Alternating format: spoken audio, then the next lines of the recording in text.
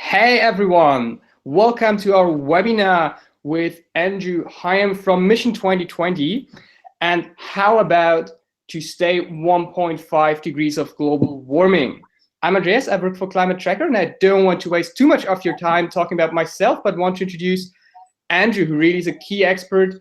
He might not be that much known by some of you as some other of the big figures, but he really has been some of the architect behind the scene of the Paris Agreement. I'm very glad that he joined us. Andrew, hello. Hi, how are you, Andreas? Hi, everyone. I'm good, and excited that all of you join us. And what we will do is have a presentation from Andrew, what actually needs to be done to stay 1.5 degrees. And then you can also ask questions for all of you joining us live here, either by tweeting at us with the hashtag Climate Tracker or also on the Facebook event. And loads of you will also join because we currently have a journalism competition up on this very issue to write about how we can stay 1.5 degrees. And I think Andrew will give you loads of interesting insights. So that's all from my side. And Andrew, why don't you take over? Good, thank you very much. Well, before I go into the presentation, the one thing that I really want you to leave this is what we do in the next 3 years is most important for how we our chances of staying within this golden window between 2 and 1.5 degrees, and we strive to get to 1.5 because of the accumulation of greenhouse gases in the atmosphere. So I'm going to walk you through a little bit of the science, and then I'm going to walk you through some of the analysis that we've done, which guides us, and we hope guides the many of the actors in the climate community about where we need to be by 2020. So let me just walk you through a presentation, and then very happy to have a conversation with you all about this. So I'm just going to share my screen with you. Hold on for a second.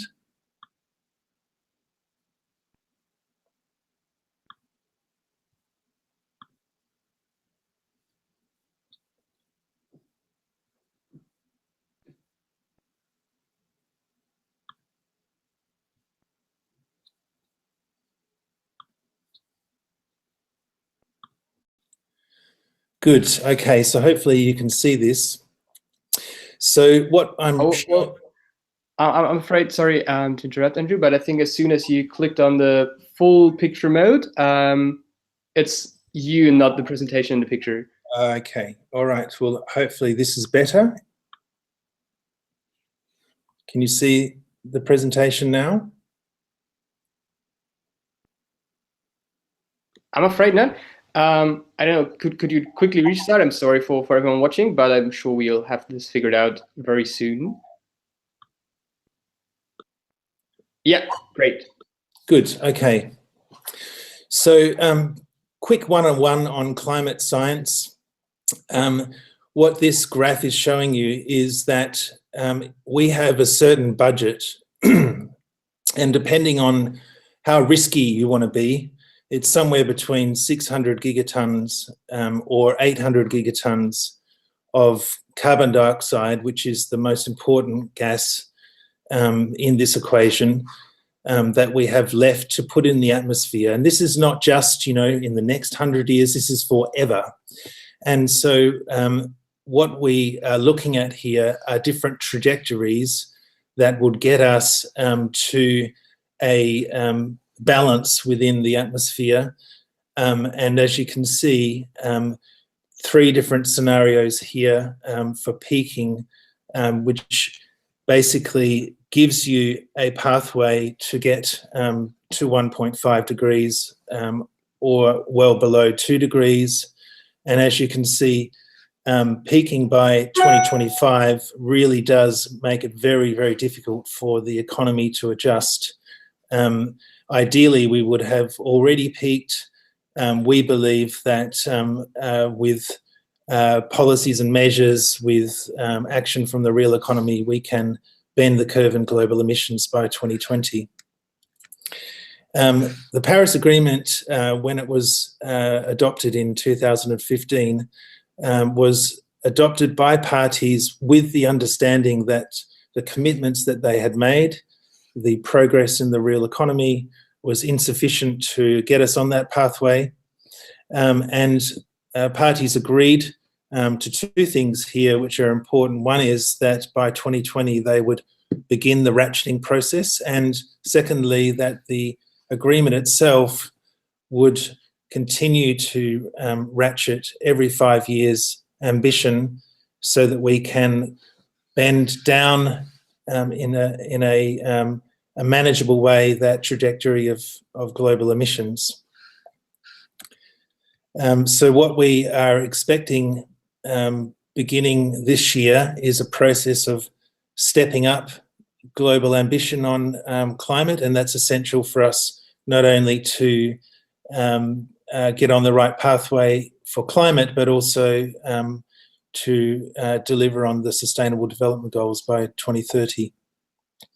So just to zoom in on this really crucial period of time, which we've been building up to since Paris, 2018 is the year when governments will come back to the table. The process of engagement begins already early this year through what's known as the Telenoid Dialogue. And what we have been working towards is making sure that in the course of this year, all of the cities, states and regions, businesses and investors come together in September this year and not only demonstrate since Paris that they've gone well beyond what they'd agreed then, but they recommit and redouble their efforts.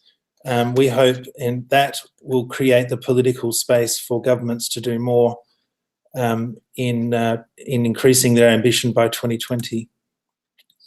So thinking about what does it take, what would it take to bend the curve in global emissions by 2020, we went through a reasonably exhaustive exercise of bringing together all of the world's best knowledge on climate policy, and we tried to distill 6 milestones.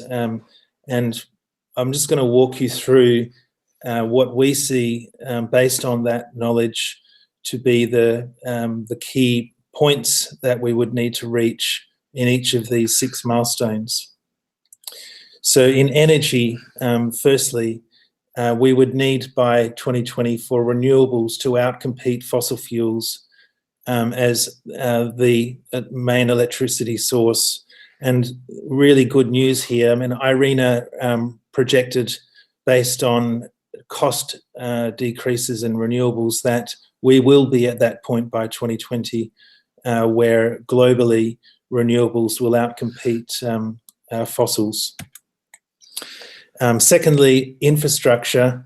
And here cities have such a crucial role to play. Already at the beginning of 2016, the world's biggest cities through C40 set out a process for bringing all of those big cities on a pathway to 1.5 degrees through their Deadline 2020 initiative, and all of those cities are developing plans and executing infrastructure development initiatives that will, we believe, get us to that point by 2020. On transport, you know, amazing what's been happening over the last 6 months with all of the major auto manufacturers moving to electric vehicles, many cities dealing with air pollution, moving to incentivize electric transportation.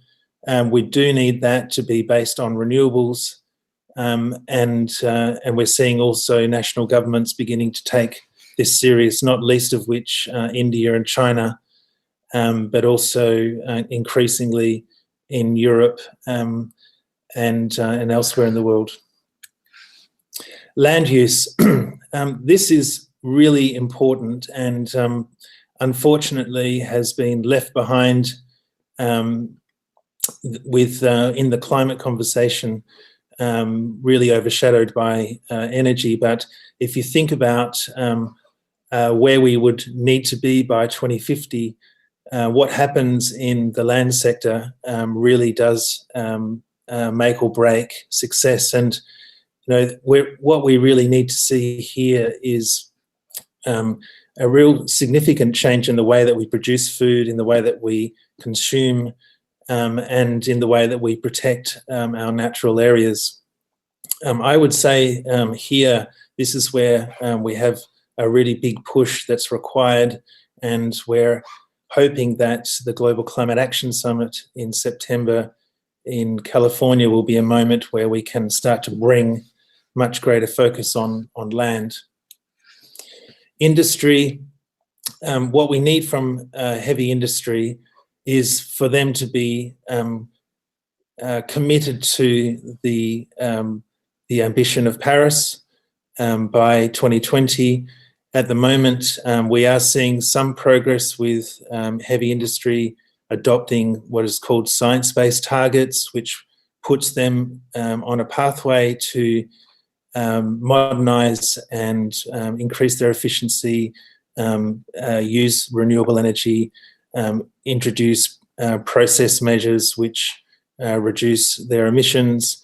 But we are a long way, and I think one of the most important advances that we need to make in the next couple of years is for heavy industry to really get serious about setting out their technological roadmap out into the 2030s and 2040s that will enable them to fully decarbonise.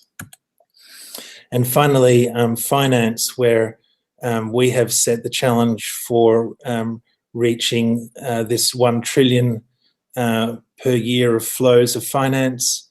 Again, this is an area where we've had a lot of progress over the last couple of years. We set a challenge to the largest group of investors in Berlin last year to come to the Global Climate Action Summit in September, having accumulatively allocated 1% or more of their assets under management to low carbon, which would get us to that 1 trillion point. We're starting to see movement with some of the biggest asset owners and managers in the world, and we hope that we can precipitate with their leadership even more investment by the end of this year, and really build confidence for national governments that they can do more. So as I mentioned before, just to recap, we're hoping that this pathway out to COP24, to the SG Summit next year, will create the political space for national governments. We expect that the Secretary-General Summit will be the moment when all of the major economies at the head of state level make the commitment to increase their ambition, and working very hard, and that would, we believe, set us on the pathway to success to reach 1.5 degrees. So thanks very much, everyone, and happy to take any questions that you might have. Well, thanks so much, Andrew, for all those insights. One of the first questions that comes to my mind before we jump to questions from the audience is you mentioned that really good news that actually renewables are outperforming fossil fuels on a global level by 2020. And you also mentioned the finance, that kind of there needs to be a lot of finance going into renewables and in that transition. But on a global level, there's still more invested and kind of more subsidies towards fossil fuels. Mm-hmm. And to the journalists out there, what do you think do they kind of need to write about that needs to happen to actually not only get us into renewables, but also get out of fossil fuels?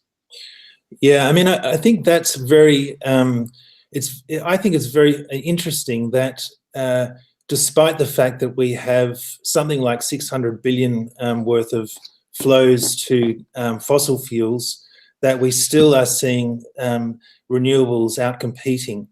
Of course, it's a different matter what happens in the power sector for what happens in the liquid fuel sector, and there's the bulk of those fossil fuel subsidies are going into downstream, upstream processing around oil and gas and related industries. And we do see a very big move from investors as well as national governments, subnational governments, to move out of coal. I think if you speak to any investor, serious investor, they would tell you that coal is just simply dead as a market proposition. But I think it's fascinating that despite this sort of legacy of support for fossil fuels, that we nonetheless are still seeing renewables outcompeting. But you know, that's the positive story. I think the other side of the coin is the story about the impact that this continued investment in fossil fuels through subsidies is having on national economies and is having on people. I mean, this is really slowing down progress and at the same time really distorting markets and distorting social outcomes. Flows of finance which could be going into social outcomes. So yeah, that's my perspective on it. Thanks very much. And maybe one quick follow-up question. So let's assume we have a lot of people watching from all around the world, and many of their governments will still invest in fossil fuels or subsidize fossil fuels. And could you kind of name a few policies where that actually harms the economy, or where you would see, okay, or on the other hand, what might be policies that governments right now in this year, looking at the Telenoid Dialogue at the end of the year, could or should do to move towards 100% renewables and move away from fossil fuels in terms of concrete measures that can be done? Yeah, sure. I mean, if you're a poor person living in a house which has very poor insulation, the sad thing is that not only are you struggling to meet your day-to-day needs, you're also paying more for your energy bills than people who can afford housing, which is of a basic standard. And I think there's a real shift in thinking, given the politics that's emerged in many countries of the world to put in place social measures that can deal with the inequities that we see. The same is the case in the shift to better transportation. We're seeing trials in some cities providing free public transport to encourage people to use public transport, but at the same time to help better serve people who feel left out of the economy. You know, in my where I come from, 15 years ago, there were measures taken to provide subsidies for people who were driving very old cars that were polluting their cities. And that has really helped air quality in the cities where I have lived. And I think that those sort of measures can also be useful elsewhere. On a macroeconomic sort of scale, this sort of flows that we see into the fossil fuel industry are really inhibiting government's ability to prioritise other investments in social programs. Thanks very much. That was really insightful. I would now take one question from the audience. We have a person from Nigeria who would like to know, that probably kind of was unavoidable that comes up, but he said, like, you mentioned that coal is basically that, but the current US administration, particularly Trump, seem to kind of try to make it alive somehow. And do you see that this has any significant influence on investments or on the global trends in terms of the energy system, or would you say that that doesn't have any kind of real impact and renewables will still outcompete fossil fuels? Yeah, I mean, it's not helpful, but a lot of this is about perception, because what President Trump is doing is speaking to a very specific audience in his domestic constituency. And yes, we do see some indications of a push for fossil fuel exports, both technological and fuels, from the United States, and that is unhelpful because it does slow slightly the progress, but it has no impact from what we can see on the overall trajectory of investment. If you saw the recent launch of the solar alliance in India, where Prime Minister Modi and President Macron spoke, where all of those countries with strong policies, strong access to solar technology, there was no doubt, I think, that that they are really scaling up. And I don't see, if you look at what's happened in Southeast Asia, the coal pipeline there is really bottomed out. We're not seeing flows of finance. There are a few areas of risk. One is the US, and the other is flows of international finance from Japan and China into countries both in Southeast Asia and other parts of the world.